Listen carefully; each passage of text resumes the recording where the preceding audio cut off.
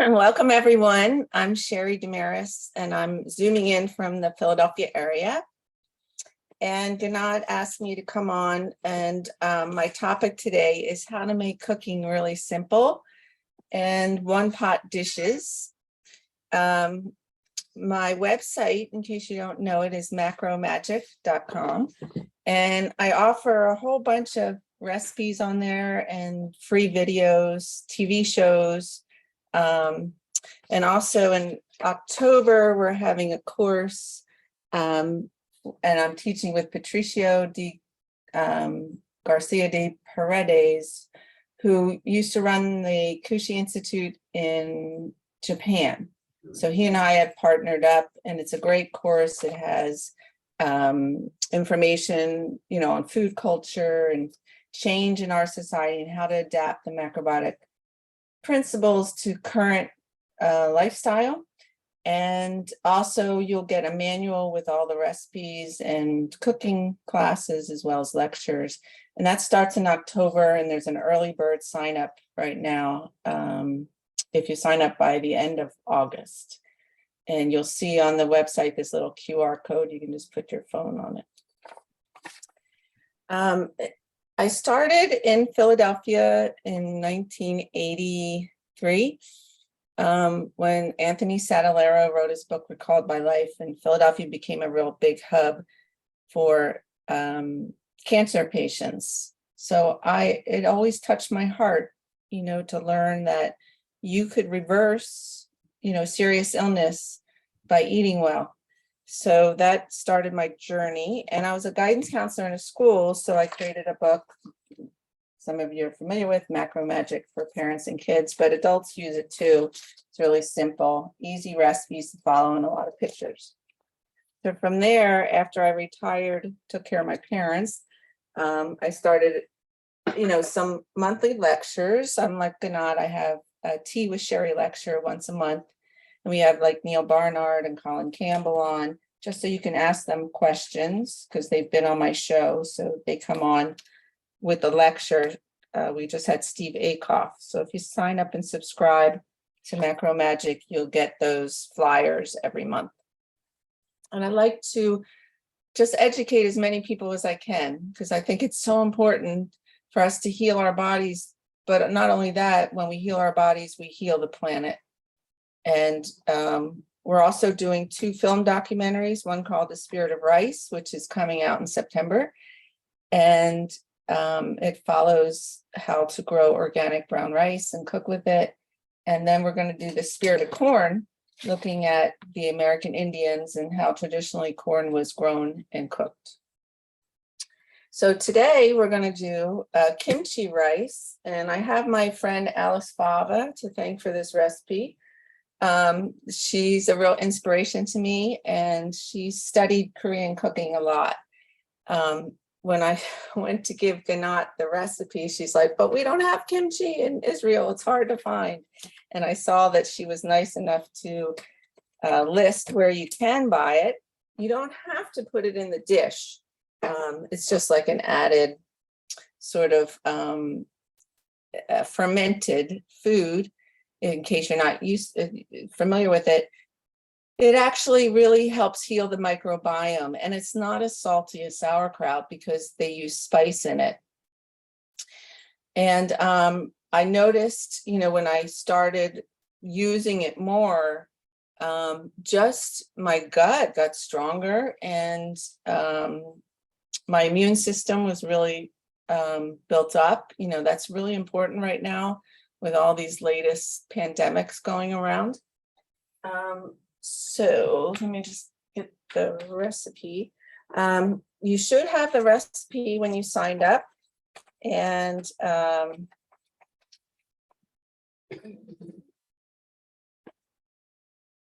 so we're going to start that, and then we're going to talk about one-pot meals, and then I'll answer any questions that you have in general. So to start the recipe, last night I soaked 1 cup of whole grain brown rice. Now you can use white rice in this recipe. You can use basmati rice. You can use red rice, whatever rice you like. This is a really cool donabi pot. You can get them on Amazon. The lid has one hole and the inner lid has two holes. And then it's just like a heavy clay pot. We're tending with our students now, we're moving them away from pressure cooking rice.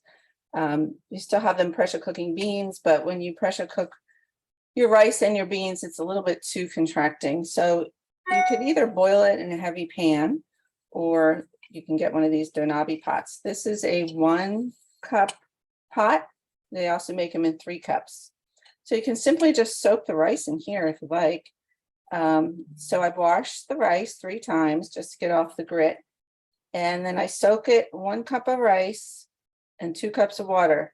Now you can combine your rice and do half and half, like a half cup of rice, half cup of sweet rice, half cup of barley, half cup of rice, half cup of quinoa, half cup of rice, just to have some variety in your diet. But today I just did a half cup of rice and a half cup of sweet rice and 2 cups of water. Always do double if you're boiling rice. And you want to, once you bring it to boil, you want to simmer it for 60 minutes, 60. That really cooks the rice really thoroughly. There's some schools of thought now, oh, we'll try a 20-minute rice, but I always find that it's not as digestible. So after I soaked the rice, I brought it up to simmer.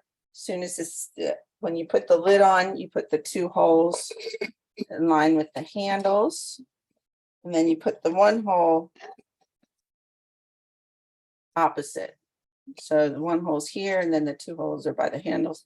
As soon as you see steam come out, put it on a flame tamer on your stove, turn it down a bit, and just cook it for 50 minutes. And once you cook this 1 cup of rice, you have enough for about 3 days. Okay. And when you take it out, you want to fluff it up, maybe put a sushi mat on it. Some people leave it on their counter if it's not too hot outside, but if it's really hot like it is here, put it in the refrigerator. And then when you go to use it, you want to re-steam it or stir fry it, or you know, you can make it into sushi and use it for all different things. So we have our rice. We also have a half cup of onion chopped and 1 garlic clove. Now, you don't have to add the garlic. Kimchi has garlic in it, but I just like more. I love garlic, so we're going to use sesame oil. This is the light sesame oil. If you don't have it, you can use olive oil. If you're looking to heal, the oils we just use are sesame and olive. We don't use a whole bunch of other oils on the healing diet. And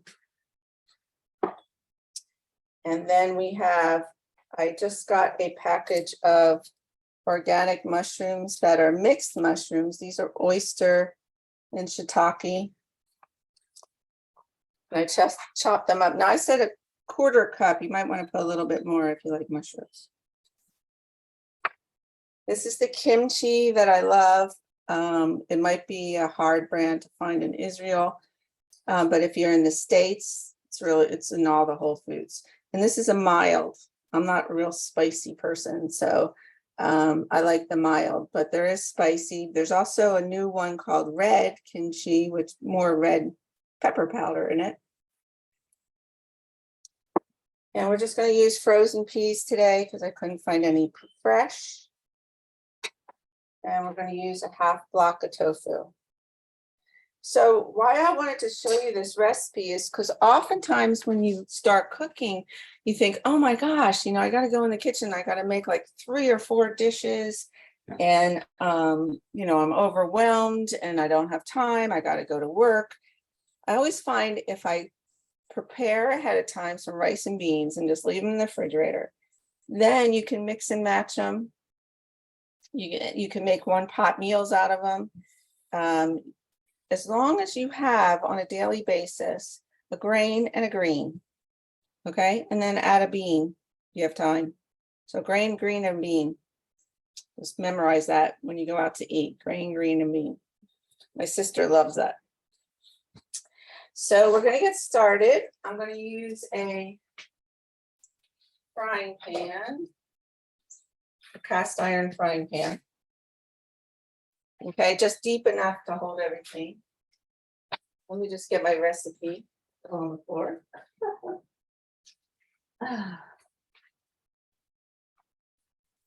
Okay, so hopefully you all have this recipe, but you can download it. So we're just going to take a little bit of oil today, not a lot, a teaspoon of oil, sesame oil. We're going to heat it in the pan. Now, you never want your oil to get too hot. You know, lately people have been heating their oil up too much and it's smoking. So we always, after we add the onions and garlic, we're going to add water right away, and that keeps the temperature low on the oil. So we're going to put in our garlic first. Again, if your oil is too hot, the garlic's going to burn. And, you know, never, always prep, if you're stir frying, prep your food ahead of time. Because if you're busy cutting the carrot or cutting the mushrooms or whatever, and your oil starts smoking and you're, you know, forget about the garlic over on the stove. And then you add your onion. And you should hear like a low sizzle.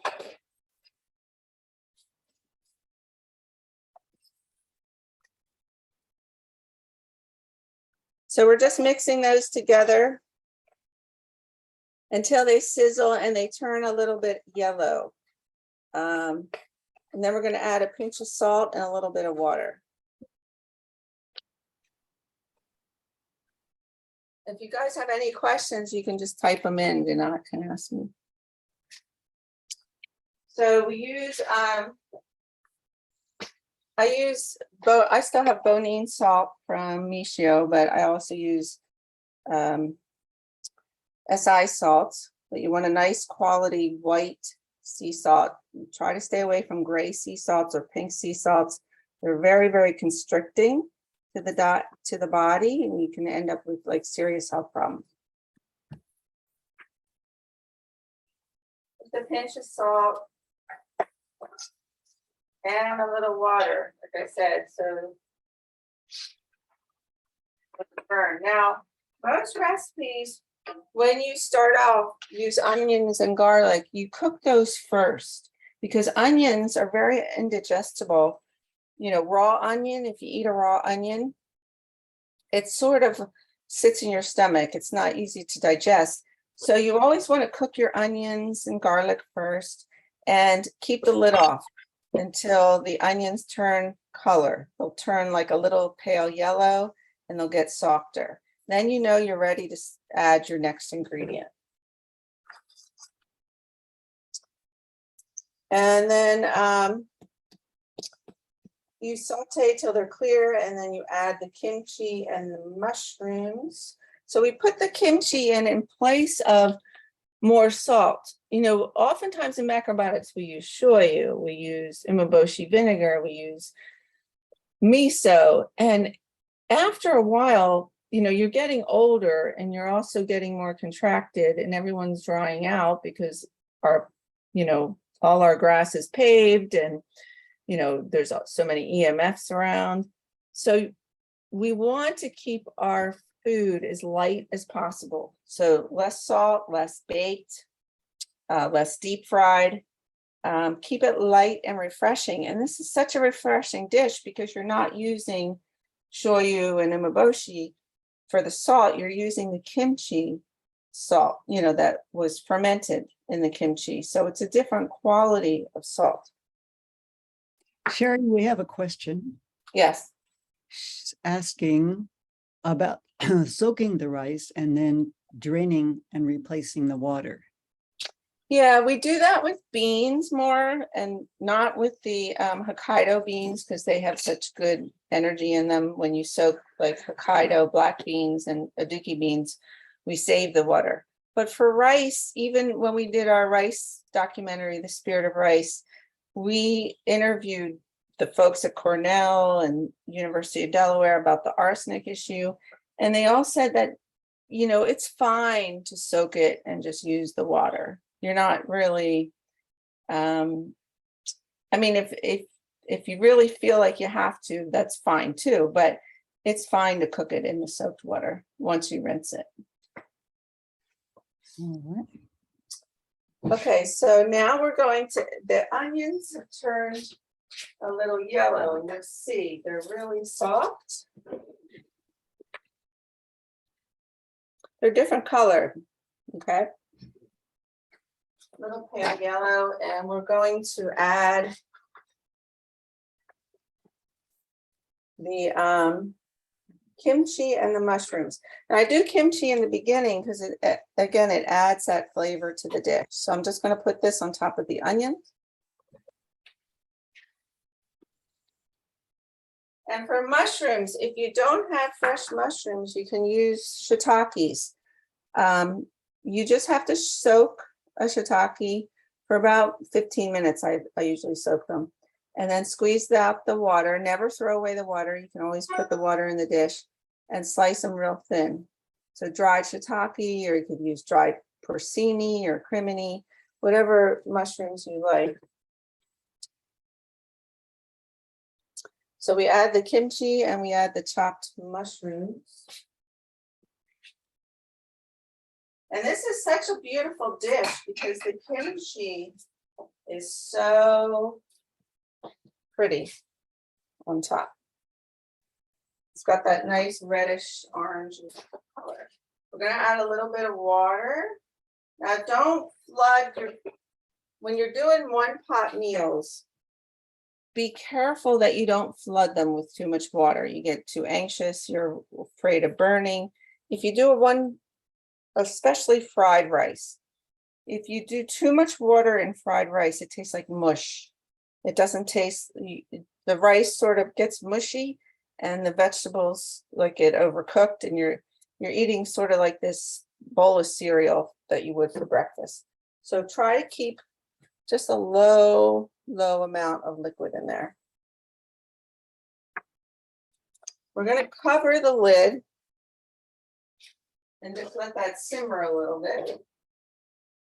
Now, the magic of a good cook is that after you're done cooking, leave the lid on, walk away, turn off the stove, and let things settle. I always can tell when I'm teaching people if they're a beginner and their condition is a little off. They'll keep going to the pot, opening up, putting back on, opening up, putting back on, stirring it around. You're mixing up all that crazy energy. And you want your dishes to be slow, relaxing, infiltrated with the flavor. There's a cute story Warren Kramer shared with me. With Michio, they were testing all the teachers. And when they came around to him, Michio, you know, always had such good psychic insight. And he says, you know, after he ate Warren's soup, he says, "Why did you take the lid off and stir it around so much?" Like he could tell the energy of the food was getting mixed up. Especially if you're cooking for someone with a health condition.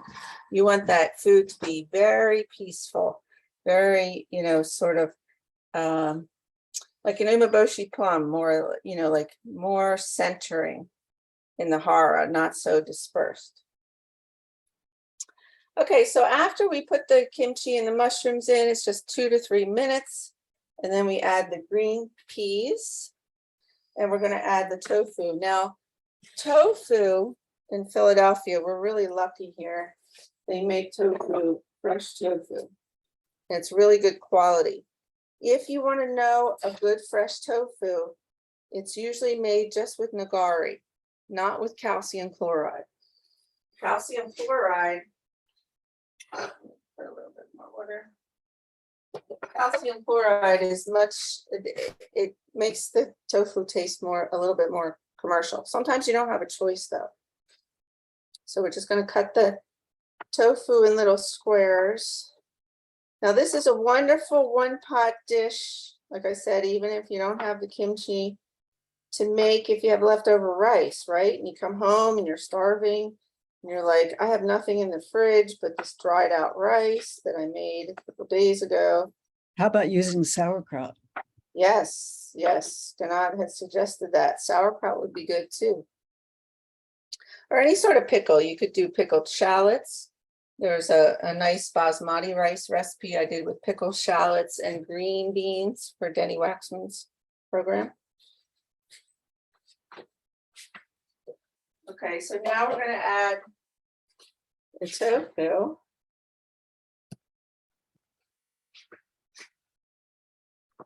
You could do corn in this recipe. You can do, any of your leftover, just take some leftover vegetables out of your fridge, right?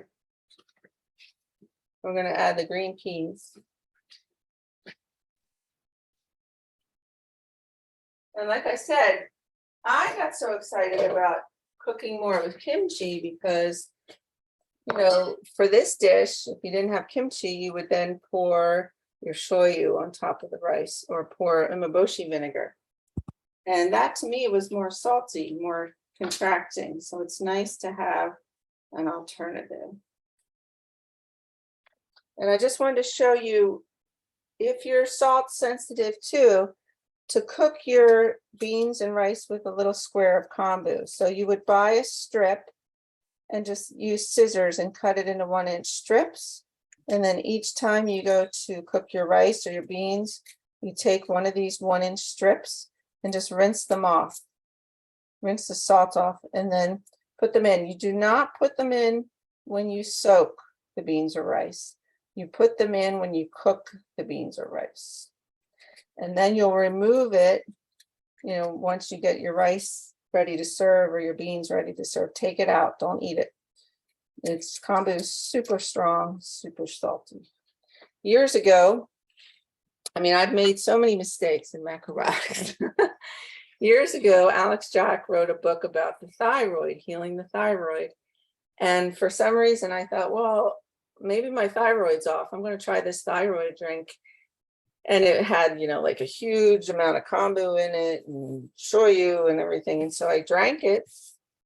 And I'm driving to work one day, and all of a sudden, this huge, gigantic pain comes all through my head, down my neck, into my spine, like someone just took a brick and hit me in the back of the head.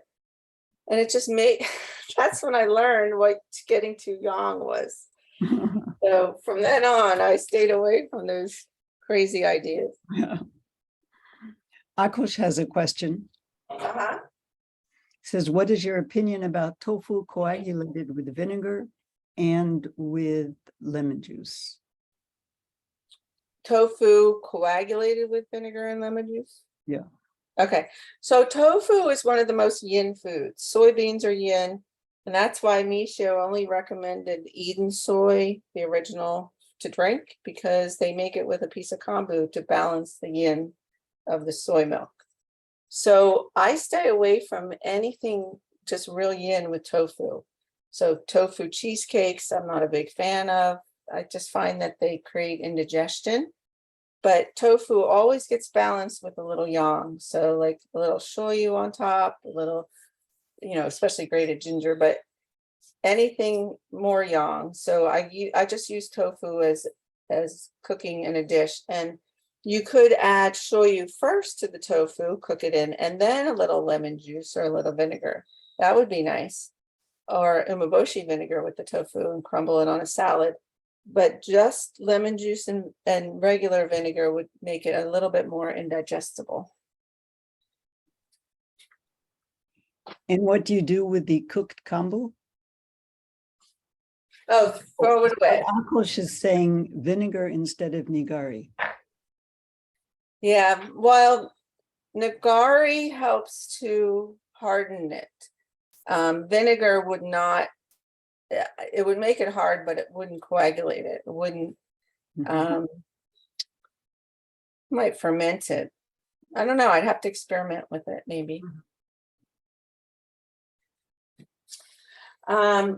Okay, so we are ready. We've cooked our ingredients, and we are ready to add the brown rice. And again, you don't need it. We did a 1/2 cup of kimchi, so you don't really need any seasoning in this dish. And the nice thing about it is you have a really balanced meal out of it. You have some vegetables in there. Now, I would say, one pot meals are good, but this is all cooked and it's more yang. So a nice salad would go well with it, or some steamed broccoli, something green, because it counts sort of like as more of a grain dish. One pot meals are deceiving. Guys like doing one pot meals. Like, I've dated a lot of guys that I go to their house and they usually put everything into the pressure cooker. And then Tony Sadalero cooked like that when we were helping him in Philadelphia. Everything goes in the pressure cooker, then pressure cook it. And then that's, eating out of the pressure cooker so you don't have to do your dishes. So it's a misconception. Like, a one pot meal is a nice heavy grain dish, but you want to balance it out with a little bit more yin. I don't know of any one pot meals. Maybe a salad, a grain salad would be okay, because it's got like some fresh raw things in it with the cooked grain. For the garnish, I have two things from my garden. I have green shiso leaves, which I love the flavor. If you ever get to try shiso, there's red shiso and there's green shiso. And red shiso is a little bit more bitter. I don't usually use, I wrap it tofu around it sometimes, but green shiso is a wonderful flavor in soups and as a garnish. And then I have some fresh parsley to serve. So we're going to just cut that, and you can use fresh scallions too. How Maybe while you're chopping, I'll give you the next question. This person thought that seaweed was great for thyroid issues. How often do you put seaweed in your daily diet? That's a great question. We just had Neil Barnard on my TV show, and that's all he talked about was, let's add seaweed to the diet to help thyroid issues. Simple, like so many people have either hypo or hyperthyroid. And so thyroid needs iodine, but you don't want to overdo it because you get too tight. So a sheet of nori, like every other day, a little piece of wakame in your miso soup when you make it. The kombu, when you cook it in the bean, serves as a nice dish. You can make a nice wakame salad. I have a great, on my website, Macro Magic, you can go into the recipe store and there's this great recipe for a wakame salad. That's wonderful to have 2 to 3 times a week. And arame. Arame is a wonderful dish. We don't use tzatziki as much because it's more yang, but that's still nice in the winter. When Mayumi was cooking for Madonna, she shared this story that she was exhausted. It was like 7 years of cooking for Madonna. And she came home and collapsed on her bed. And she didn't know what to do. So she called Mishu and she says, I think I'm done. Like, I just can't function. And he said, go and eat a wakame salad. And sure enough, like she said, it worked. She was, felt revitalized. So you can tell when your body, the trick to good macrobiotic practice is to be your own doctor and to self-reflect and say, am I too weak today? Do I need more sea vegetables, more nishime, more tempura? Or am I like just too young today? Do I need like some warm apple juice kuzu, or, to take a walk outside or to take a hot bath? And we're always going back and forth. And oftentimes when people come to me for counseling, they think they're real too yin, and they're not, they're too young. But when we get too young, we actually can't see it ourselves sometimes. And that's why counseling helps. Okay, we're going to open the pot, and there's very little water in it. I'm going to stir it before I show it to you. We don't want, like I said, a lot of water in here. It's going to take away the flavor.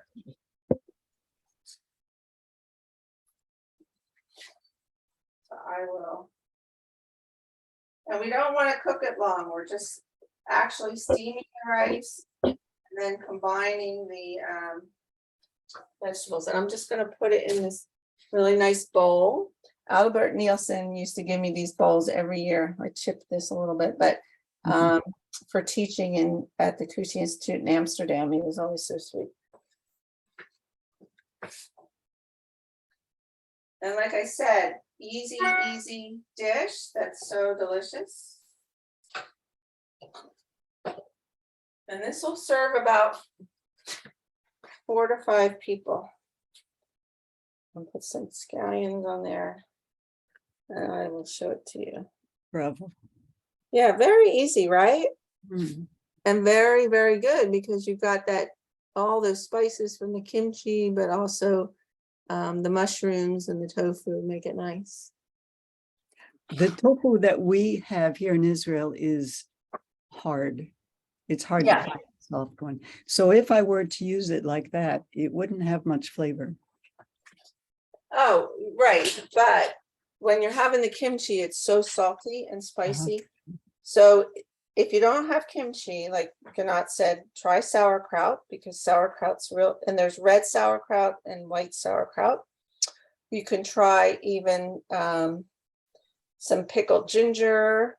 That would be really nice. This is the tofu that we get in Philadelphia, but it's really, really nice. Let me see. I have the pickled ginger. Now,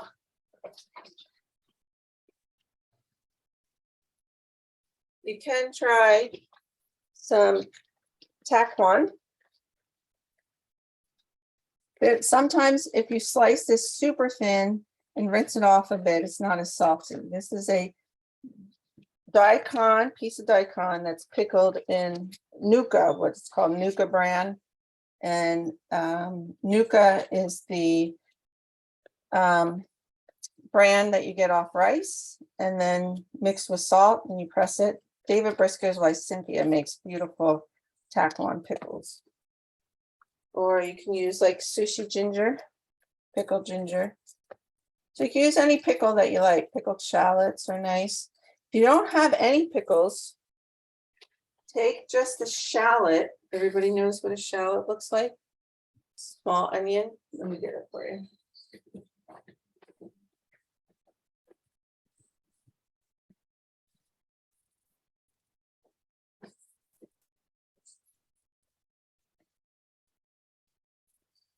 So these are shallots. They sort of look smaller than onions, and you take the skin off, and you can use these in dressings and separate. Just cut them up. They look like little onions, and you can pickle them overnight. Just rub a little bit of umeboshi vinegar on them, leave them sit overnight, and use those the next day in your stir fry. So that's good too. So any sort of pickle will work. But again, Ganat said with her tofu, it's very bland. So that's why in this recipe, I put a ½ cup of kimchi, not just a tablespoon. Like it's good to eat a tablespoon of pickle a day, whether it be sauerkraut, you know, the pickle, we have pickled beets, we have pickled carrots. This is a brand that's in the United States, Real Pickle. They're not too salty. This is the pickled carrots. I have pickled string beans. They would be nice in here. Any sort of pickle that's made, and look on the label, if it's made with good quality sea salt. You don't want anything that's soaked in vinegar, white vinegar. That's not a traditional pickle. That's more like a tasty pickle, but it's not going to give you that growth in your microbiome that you need. If you take a lot of antibiotics in the past, if you're having IBS or Crohn's disease or constipation, I guarantee adding a tablespoon of pickle a day will help that condition. So this is unrefined sea salt, carrot, ginger, filtered water. That's it. So read your ingredients, because oftentimes at the farmer's market, you'll see all these pickles lined up and you want to see how they're made. If it's white vinegar, sugar, you don't want it. that kills your microbiome. That doesn't help grow your microbiome. So the reason why pickles grow your microbiome is because pickles turn into a whole different food. You press them with salt, and all this bacteria in your house come and land in your pickle. And I always tell people when we teach the pickle class in my cooking classes that your house has to get pickled before you make pickles. So you need to make some pickles and have them not work out, and have those little bacteria start floating around your house. And if you're trying to make pickles, for instance, by your computer or by your TV, it's not going to work, because those microbes need the strength in the air to land into your pickle jar. So also, you can't make natto and sourdough bread at the same time, because the same things happen. The spores are going through the air and they cancel each other out. So you need to just keep trying with your pickles. And they're so easy to make. You know, basically sauerkraut is you just chop up a head of cabbage and you add 1 tablespoon of sea salt, you massage it and press it down. You know, if you have a pickle crock, it's great, but you could just press it in a jar and sit it in a dark cabinet with the lid off for a couple days until it starts to get soft. And if it gets moldy, you just scrape the mold off the top. But like I said, do it for a couple times, practice for a couple times, and it will then become really easy to pickle. Okay, anything else? No. Why a dark cabinet for making sauerkraut? Okay, so think of this. You want mold to grow. So in a dark place, mold will grow. In a sunny place, you know, it doesn't. There's this wonderful book I just read about let me get it. It's the story of trees.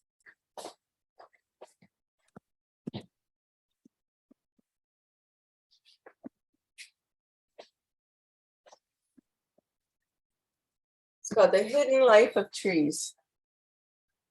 And it's fascinating that trees need, you know, sunlight and photosynthesis to grow. And the biggest tree crowds out the little trees. And so there's a fight to grow up to capture the most sunlight. And there's hardly any sunlight in a forest floor. So when we learned in our Spirit of Rice movie was that the forest floor has billions of microbiomes in them, billions. So if you take 1 tablespoon of dirt from a forest floor, there's more microbes than all the people on the planet. Whoa. But if you cut down the forest and start spraying it and tilling it, it turns into dry dirt, not so nutritious anymore. So what's happening to our guts, you know, on this planet we're losing our gut bacteria. We're getting all these illnesses, pandemics, things like that. We don't have any resistance anymore because the food we're eating has no microbiome in it. We're not eating enough pickles. We're not eating enough organic foods, and and we're taking lots of antibiotics, and even traveling on airplanes for long periods of time hurts your microbiome. So make your house really rich with your microbiome by making pickles in your house and growing a garden, putting your hands in the dirt and not spraying anymore. And then, you know, you'll notice that your immune system starts to improve.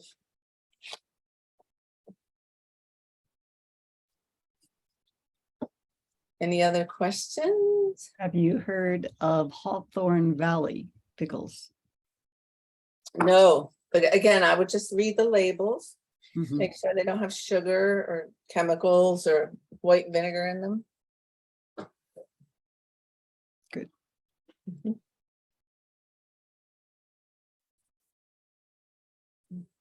Any others? No, that's it. Can I ask a question about pickling? Uh-huh. We just had a class on brand pickling and we all experienced it differently. And we do sour bread all the time, so I know it's in the air. But my carrot was very, very thick and it just tasted like a salty carrot. Yeah. How do you Didn't know absorb it's a- it. and when it's a salty vegetable? Yeah, good question. That's why pickling goes deeper. Like that's why kimchi, it's so nice if you find a good quality kimchi too. It shouldn't taste salty. Yeah, well, you're still trying. I mean, brand pickles are the hardest pickle to make. So yeah, just keep practicing. But I had the same experience when I started. It doesn't get absorbed that much. It's sort of like on the surface, and the salt is still in the brand. So it needs to transform. Pickles become a different entity. And if they're not transformed, that's when you taste the salt, because the salt hasn't penetrated. So either, sometimes it's the nuka and the salt need to be a little bit more fermented, or you need to cut them thinner, put them in there, leave them longer. Like I'd have to see how you did it. But same thing with sauerkraut. If you just take cabbage and mash salt in it and eat it right away, you'll taste salty cabbage. And then as it ferments, it gets more and more sour. It's basically rotting, like, and changing, it's changing deep inside. And that's what you want, to have supporting your gut.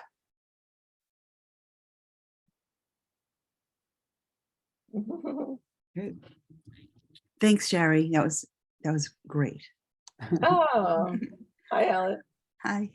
My cat Anybody liked have it too. any questions in general about cooking or conditions or anything that they're struggling with?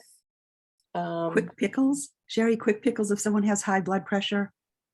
Umeboshi vinegar preferred to salt, or what do you Be think? careful of that. Umeboshi vinegar is super salty, especially if you don't get if you get the Mitoku one, it's really salty, or the Eden one. So sometimes, like for a salad, you can just use apple cider vinegar and olive oil. Alice Fava taught me that. But you can, use less and see how you feel for high blood pressure. Definitely. But Half to be lemon or careful. not? What's that?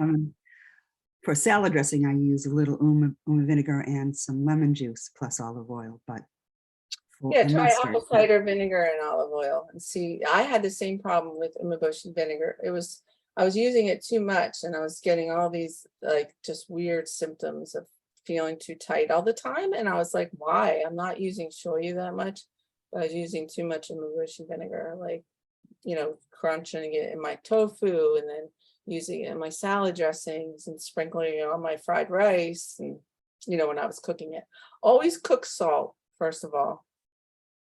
Never, ever just keep a bottle and sprinkle it on your food. My sister went to the hospital one time because she was sprinkling tamari on, a dish after she cooked it. And the nurse says, you don't have a heart issue, you've got like a salt issue. So you have to be super careful with macrobiotic seasoning. And some people now can't even take brown miso anymore. It's just too strong. Like we used to make, when I lived in a study house, we used to make brown miso, like brown rice miso and barley miso soup.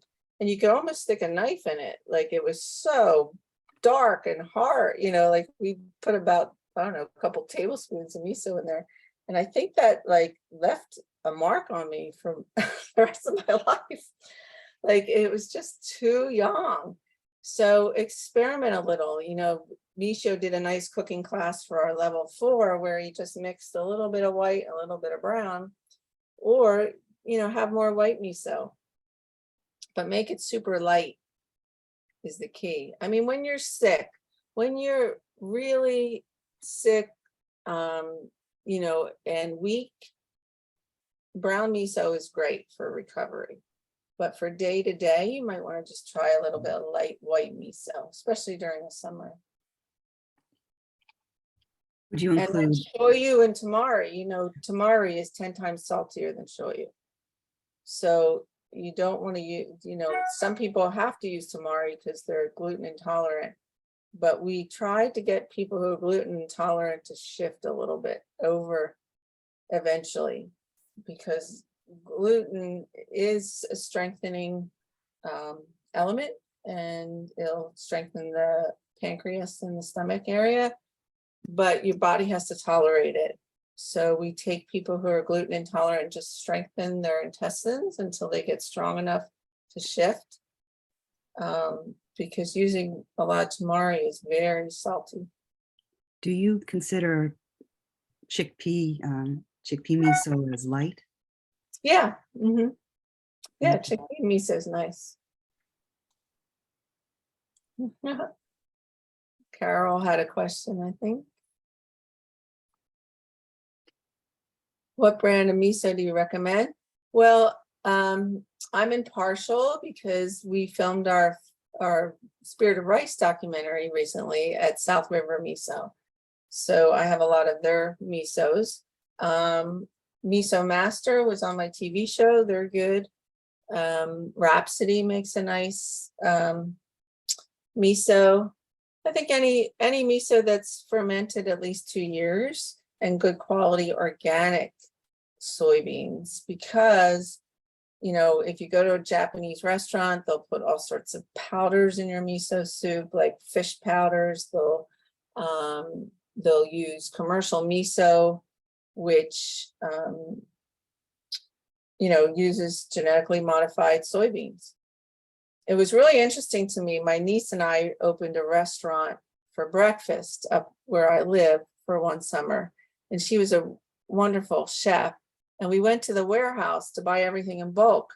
And then I realized, you know, if you're eating out a lot, you're eating tons of GMOs, because in these restaurant supply companies, they don't give you organic tofu. They don't give you organic Bob's Red Mill organic flour for the pancakes, you know, because we were doing a breakfast restaurant. And I thought, you have to be aware of that, you know, if you're just eating out constantly. Also, if you're eating out constantly, restaurants oversalt your food all the time. We, when I went to Washington, D.C. one time, they had a glass window and you could watch the chefs at the Ritz-Carlton make the food. And they would just take like a slice of tuna and you could see them salting the tuna, putting it, you know, tons of salt on it, and then pan frying it. You know, it's so young.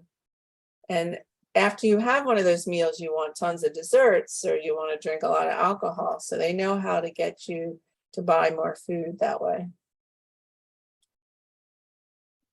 Hi, it's Michelle. Can I say something? Yes. Hi, Sherry. Hi. Thank you for this great class. I have to say that I initially had a consultation with another macrobiotic consultant, but then I would go to Sheri to answer all the questions I had after that. And because of her, I was able to correct my condition, but it is still a daily, you know, I have to stay on top of it daily. Otherwise it will go back. That said, I then signed up for cooking classes with Sheri, and because of her, I wouldn't even do the cooking classes at first, but eventually I did. And she helped me become a good macrobiotic cook, which I'm not ready to do any cooking class for you yet, Jeanette, but in the future I will, I promise. Only because of still being too pressured with other things, but I know the reason now. And my question for Sheri is, what do you think about the uptake in violence with GMOs? Any thoughts on that? I know. It's just, you know, right now, if you look at, this is why I try to teach as much as I can. And if I'm not teaching, I'm making videos or TV shows or films, something, because our message really needs to get out there. It needs to get out there because people don't know. And when you don't know, you're just suffering, and you think that suffering, you have to live with those headaches, or you have to live with that IBS. I mean, it is heartbreaking to see how overweight most Americans are right now. And it's heartbreaking for me to learn that teenagers now are getting half their intestines removed because the doctors just go in there and remove things that don't need to be removed. It's just the stories I hear. I have this one girl who actually joined our class, our upcoming class in October, share with me how her journey through all this was, and how incredibly insightful she became after both her parents had severe illnesses. And once the doctors got a hold of them, used all these experimental drugs, and they just suffered so much, and the family suffered so much. And these were conditions that if they ate good macrobiotic food, they'd probably be alive today. And that's why I do the work. Because I just don't feel that in our lives, there should be lots of joy and happiness. And we were meant to, this is paradise. Our planet is paradise. And if you go out in nature and look at the birds and the trees, and it's so peaceful and beautiful, and we don't have to go through hell to enjoy it. And I just feel like these factory farming practices, these GMOs, it was astounding to me that if you leave a whole farm untouched, we went up last week, we went up to this young farmer's farm who supplies all the groceries for, we have these big, huge grocery stores in America called Wegmans across the United States. He inherited this farm, and he grows all organic for Wegmans, and they ship them out in big trucks. And he does not touch that ground at all. He might lay straw. One year he put a couple cut grasses on top to stop the weeds. But there's no spraying, there's no GMOs, there's good qualities, there's no bugs. I mean, once in a while there'll be a drought, or he'll lose one patch of yellow squash, but he's productive as ever. You don't have to spray these, and it's ruined. There's a couple books out. Jane and Lino gave me this award for one of the films, and they gave me this beautiful book about how every year we introduce 600 new chemicals to spray our lawns. And for 1 year, they were spraying all the tumbleweeds out west. They've sprayed so much in Maine. When you drive through Maine, rows and rows of beautiful bushes on the side of the road with flowers are gone. Everyone's spraying their lawn.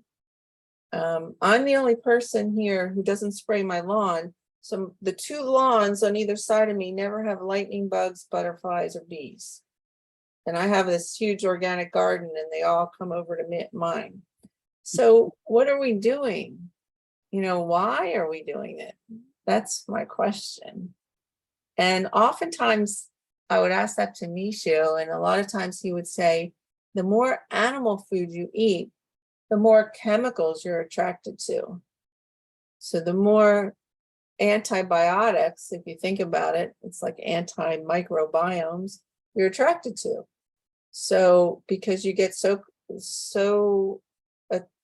contracted from all that animal food that you need that strong yin.